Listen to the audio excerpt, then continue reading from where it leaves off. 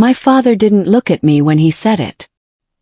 He tapped his crystal glass against the side of the mahogany table, waited for the room to quiet, and smiled at the 30 relatives crowded into our dining room. "Before we eat," he announced, voice steady and deliberate, "I want everyone here to know that Jessica is no longer part of this family." The words no longer hit me like a physical blow. My chest went completely hollow. Around the table, forks froze mid-reach toward the roasted turkey. Someone laughed nervously, a cousin I barely knew, thinking it had to be some kind of twisted joke. It wasn't. My father nodded once, satisfied with the shock rippling through the room, and took a long, measured sip of his wine. His eyes swept across every face except mine. No one stopped him. Not my mother, who sat rigid in her chair staring at her empty plate. Not my uncle, who'd always called himself the family mediator. Not a single person at that table stood up or spoke a word in my defense. The silence that followed felt heavier than anything he'd actually said.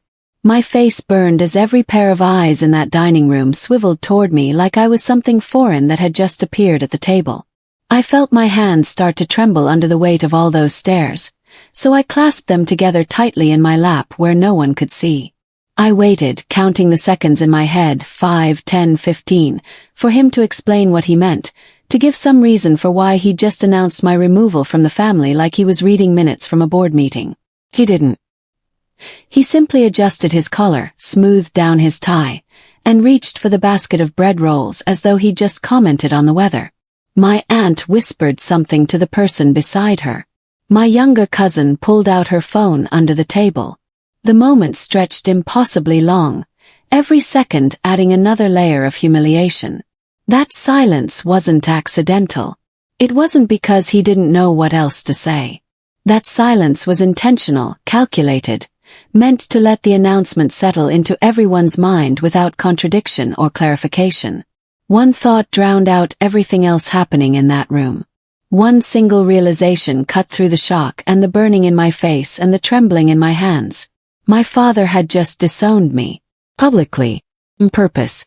Not in private where families are supposed to handle their ugly moments. Not in anger during some heated argument where words get thrown around and later regretted.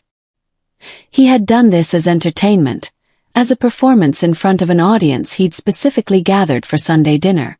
This wasn't a slip of the tongue or a moment of poor judgment. This was planned, deliberate, timed perfectly for maximum impact when everyone was present and paying attention.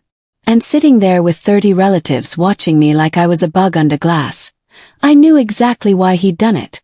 I knew what had led to this moment. I knew which specific choices I'd made over the past 6 months had pushed him to take something private and make it this publicly cruel.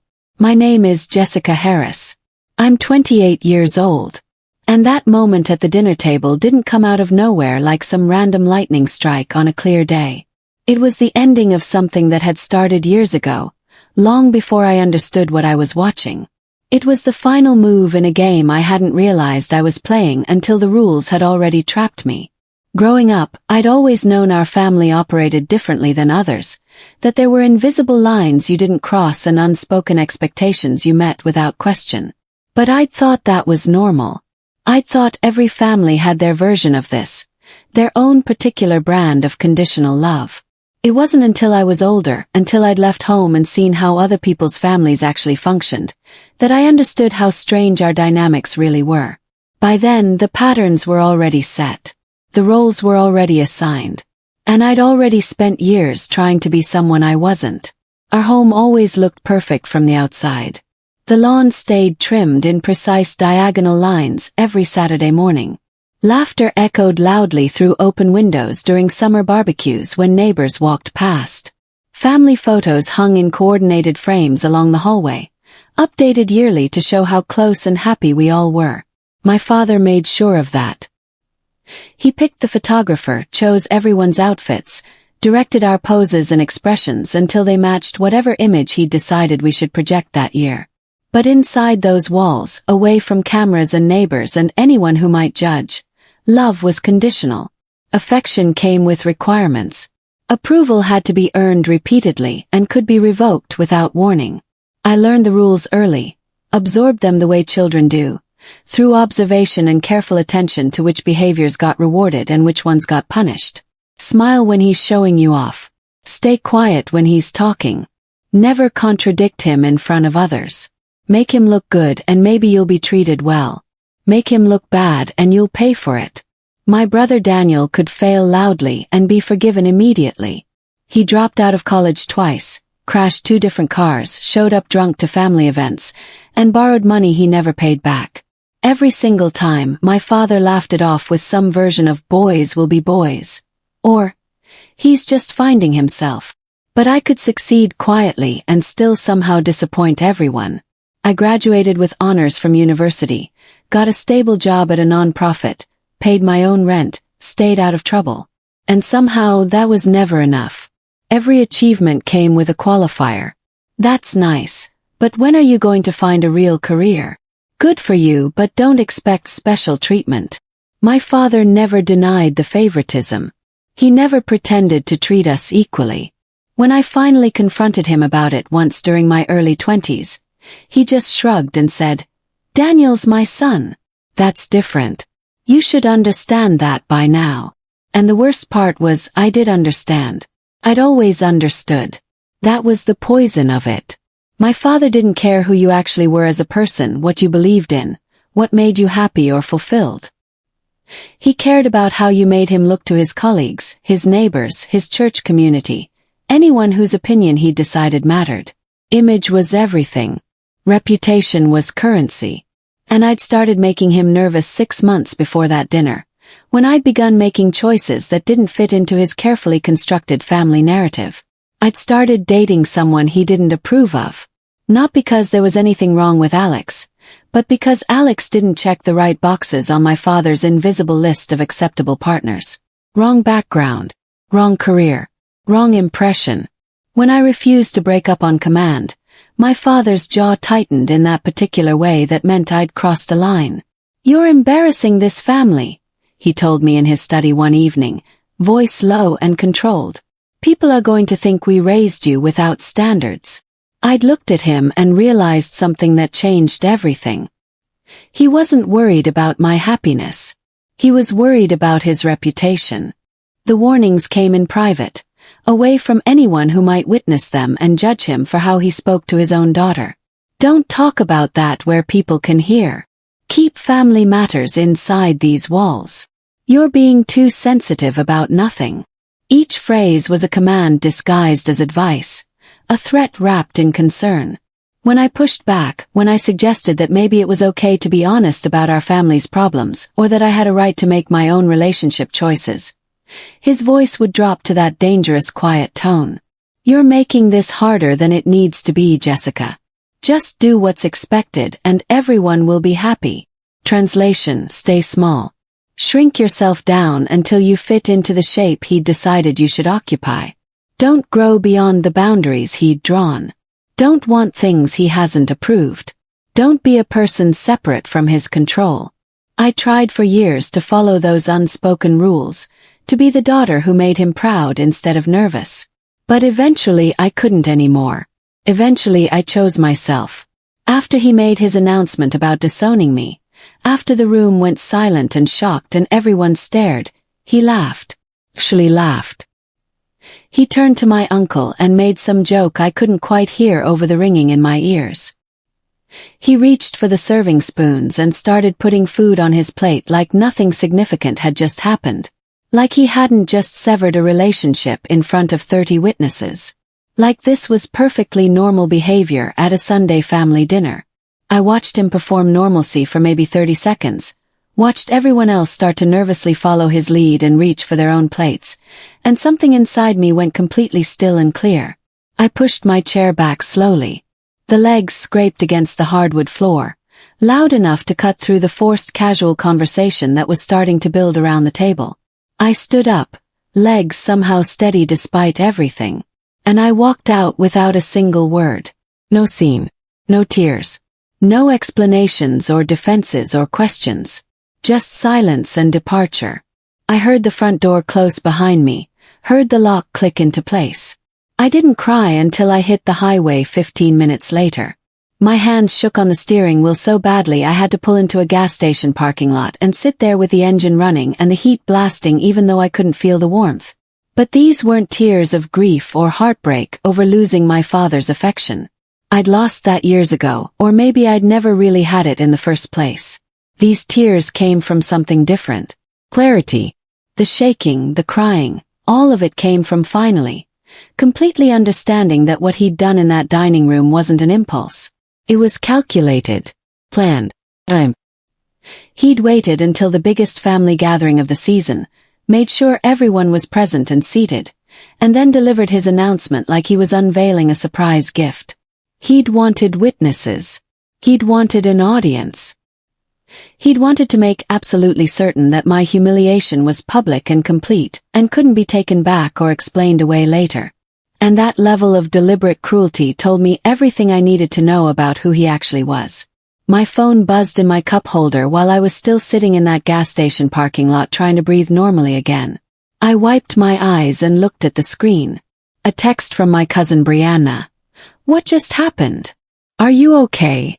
I stared at those words for a long time, watching them blur and refocus as my vision cleared. 3 dots appeared showing she was typing something else, then disappeared, then appeared again. She was waiting for me to explain, to give her the context that would make sense of what she'd just witnessed. Behind her message, I could see notification badges stacking up. More texts coming in from other relatives. Missed calls from numbers I half recognized. Everyone suddenly very concerned, very confused, very eager to understand the drama they just watched unfold at the dinner table. I turned my phone face down without answering any of them. Because the truth was, I didn't owe anyone an explanation. Not yet. Maybe not ever. What had happened spoke for itself. And if they couldn't figure it out from the evidence right in front of them, then my words weren't going to help. I realized something important that night while I sat in my apartment replaying the entire scene over and over in my head, analyzing every detail like I could somehow rewind it or change the outcome. I realized that if I reacted emotionally, if I called him or showed up at the house or sent angry texts or broke down crying in front of relatives, then he'd win. He'd get exactly what he wanted. Proof that I was unstable, too sensitive, dramatic, unable to handle adult situations with grace. He'd be able to point to my reaction as justification for his decision, evidence that he'd been right all along to cut me out. So I made a choice. I wasn't going to give him that satisfaction. I wasn't going to hand him ammunition he could use against me. I wasn't going to play the role of the hysterical daughter who couldn't control herself. Instead, I was going to do something much harder and much more effective. I was going to wait. I was going to stay silent. I was going to let his actions speak for themselves without any interference or explanation from me. More messages came in over the next 2 days. Different people from different branches of the family tree. Cousins I hadn't spoken to in years. Family friends who'd been at the dinner. Even my father's own brother, my Uncle Patrick, who sent a carefully worded text that said, "We should talk about what happened. There's probably more to this story." Everyone wanted answers. Everyone had questions. Everyone seemed confused about why this had happened so suddenly, so publicly, with so little explanation. And as the messages accumulated in my phone, I started noticing something interesting. The stories they were hearing from my father kept changing. Brianna said he'd told her I'd been disrespectful and ungrateful. My aunt said he'd mentioned something about me making poor life choices he couldn't support. A family friend said he'd claimed I'd stolen money, which was completely fabricated. He was scrambling, trying different explanations with different people, seeing which version would stick and make him look justified. He was trying to control the narrative. But he'd made a critical mistake. He'd done this in front of too many witnesses. When people asked me directly what had happened, when they called or texted or showed up at my door wanting my side of the story, I said one carefully crafted sentence. I was disowned at dinner in front of everyone. I wasn't given a reason beforehand or afterward. That was it. No elaboration. No emotional language. No accusations or defenses. Just a simple statement of facts that anyone who'd been in that room could verify. Then I stopped talking. I thanked them for checking on me, told them I needed some space to process, and ended the conversation politely but firmly. I didn't give them drama. I didn't give them gossip. I didn't give them anything they could twist or misinterpret or report back incorrectly. And the beauty of that strategy was this: the less I said, the more weight my silence carried. People started filling in the gaps themselves, started asking harder questions, started noticing inconsistencies in the stories they were hearing from different sources. My silence became its own kind of testimony. My father kept explaining, then re-explaining, then correcting himself when people pointed out contradictions. By day 3, he'd told at least 5 different versions of why he disowned me, each one adjusting based on who he was talking to and what he thought they'd find acceptable. To the church community, I was leading an immoral lifestyle. To his work colleagues, I'd become financially irresponsible. To extended family, I'd said unforgivable things to my mother. To his poker group, I'd simply become too difficult to deal with. None of these stories matched. None of them aligned with the daughter people had actually known for 28 years. And people noticed. My aunt called my mother and asked which version was true. My uncle asked my father directly why the story kept changing. Cousins started comparing notes in group chats I wasn't part of but heard about later. The cracks in his narrative were showing, widening, becoming impossible to ignore. And he could feel it happening. I know he could, because that's when the phone calls started. He called me late at night on day 4, at 11:30 when he probably thought I'd be tired enough or lonely enough or desperate enough to answer. I watched my phone light up on my nightstand, watched his name flash across the screen, watched it ring and ring until it finally went to voicemail. I didn't move, didn't reach for it, didn't even consider picking up. A minute later, the voicemail notification appeared. I played it the next morning while making coffee, phone on speaker while I went through my routine. His voice shook. Actually shook. I'd never heard that before, that tremor of something that might have been uncertainty or fear. Jessica, we need to talk about what happened. People are asking questions I can't answer. You need to help me explain this. Call me back. The word need appeared twice. He needed me to talk. He needed me to help him. Not an apology. Not an acknowledgement of what he'd done. Just a demand that I fix the problem he'd created by publicly humiliating me. I deleted the voicemail without saving it. By day 5, something shifted in the family dynamics I'd watched operate the same way my entire life. Relatives stopped laughing at my father's jokes during phone conversations. Conversations went quiet when he entered rooms at my grandmother's house where family naturally gathered on weekends. People started looking at him differently. Started treating him with a careful distance that he definitely noticed. He'd always been the patriarch, the authority figure everyone deferred to, the person whose opinions and decisions went unchallenged because that's just how our family worked. But now, people were watching him with something that looked a lot like suspicion. They were measuring their words around him. They were exchanging glances when he spoke. They were questioning, even if they weren't doing it out loud yet. He could feel his grip on the family narrative slipping away, could sense the control he'd always taken for granted starting to dissolve. And it terrified him more than anything else could have. Because reputation, as I'd learned, was everything to him. It was his currency, his power, his entire identity. And watching it crumble must have felt like watching himself disappear. The real mistake came on day 6 when my father started defending himself to people who hadn't actually accused him of anything. My cousin mentioned she'd stopped by his house to drop off something for my mother, and he'd immediately launched into an explanation about how I'd forced his hand, how he'd had no choice, how I'd made everything difficult. She hadn't asked. She just said hello and handed him a casserole dish. But he couldn't help himself. He was panicking, feeling the judgment in every pause and silence, seeing accusations in neutral expressions. He started sending group texts to extended family explaining his position, laying out his reasoning, justifying his decision with increasingly desperate language. He called his own siblings to make sure they understood his side. He stopped people after church to clarify what had really happened. And every time he did this, every time he rushed to defend himself without being prompted, he confirmed what people were already starting to suspect. That maybe, just maybe, he'd done something indefensible.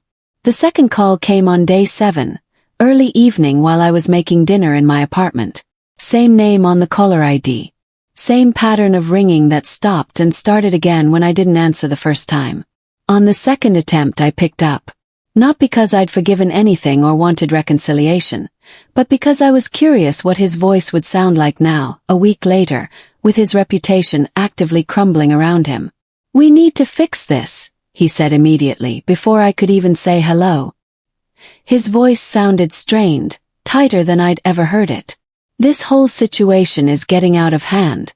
We need to sit down and figure out how to move forward." That word hung in the air between us, heavy with presumption. We need to fix this. Like I'd broken something. Like this was a shared problem we'd created together. Like I bore equal responsibility for him publicly disowning me at a family dinner. I held the phone away from my ear, stared at it for a moment, then hung up without saying a single word. I didn't block his number yet. Not then. I wanted him to know I'd chosen not to answer, chosen not to engage, chosen not to help him repair the damage he'd done to himself. By day 8, no one in the family knew which version of the story was actually true anymore.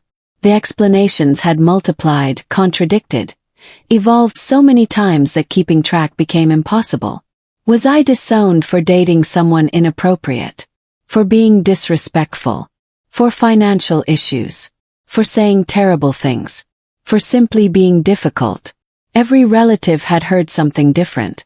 Every version painted me as the villain in slightly different ways. But here's what made all of those conflicting stories meaningless. I'd been there. I'd sat at that table. I'd heard exactly what was said and what wasn't said. I knew the truth with absolute certainty.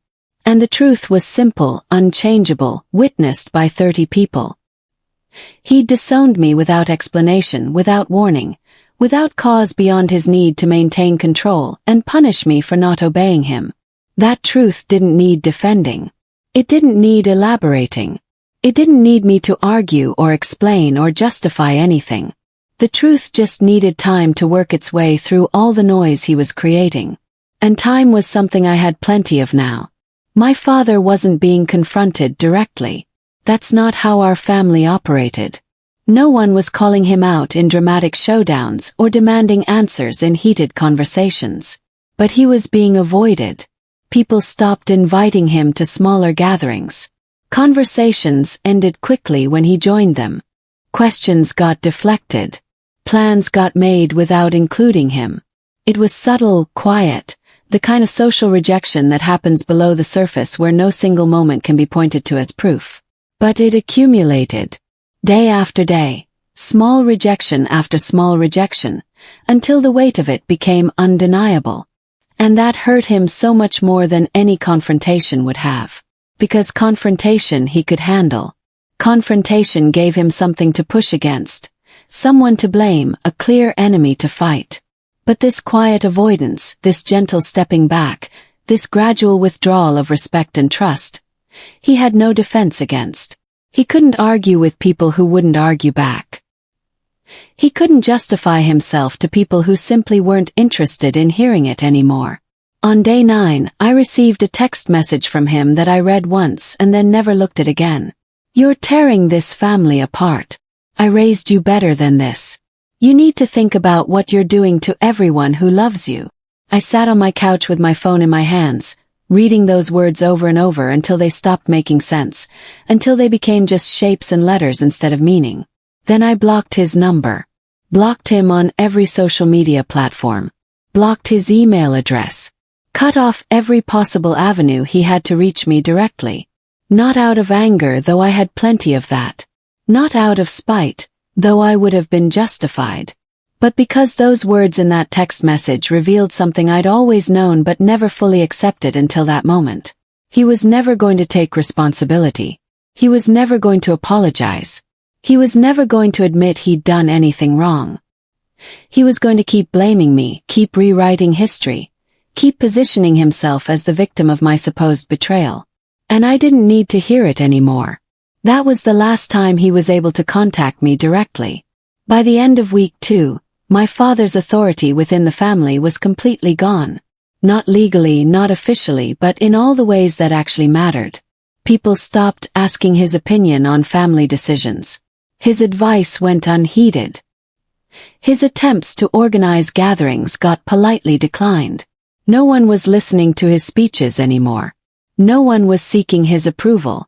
No one was treating him like the wise patriarch whose word was law. The power he'd built over decades through control and manipulation and carefully maintained image had evaporated in less than 14 days. And the truly devastating part, the part one knew would haunt him forever, was that he'd done it to himself. No one had exposed him. No one had campaigned against him. No one had told dramatic stories or shared private information or tried to turn people against him.